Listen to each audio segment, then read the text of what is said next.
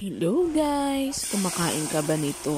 Ang tawag nito sa probinsya namin ay laing. Pero sa iba guys, ang tawag nila dito ay ginataang dahon ng gabi. Ayan, hinalo ko na ang lahat ng mga sangkap dito sa gata. Pati nga pala ang karne, nilagay ko na rin hanggang sa kumulo ito. Napakasimple lang magluto ng laing guys. Pero maiba tayo ng usapan. Nakakalungkot nga lang pala ang mga balita ngayon ng mga hiwalayan. Sayang naman yung mga naghihiwalay dyan na magjojowa. Magmula kay Catherine at Daniel, napunta naman kay Dominic at Bea, at ngayon naman si Simon at Sarah. Ano ba yan? Pero ang concern ko talaga doon ay kailan kaya talaga bababa ang presyo ng bigas.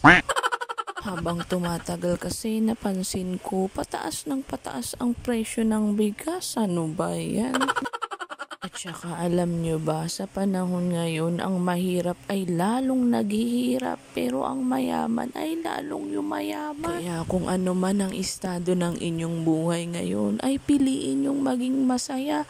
Kahit mayroong problema, lumilipas at nasusolusyonan naman, diba? Ganun talaga ang buhay. Parang nasa ibabaw ka lang ngayon, ay susunod naman ay nasa ilalim.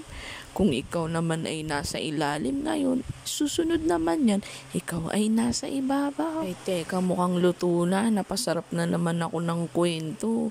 Ang sarap nga naman talaga ng laing, lalo na kung minsan ka lang nakakapagluto. Lagyan mo rin yan ng green na sili, ay nako, ang sarap at medyo maanghang-anghang.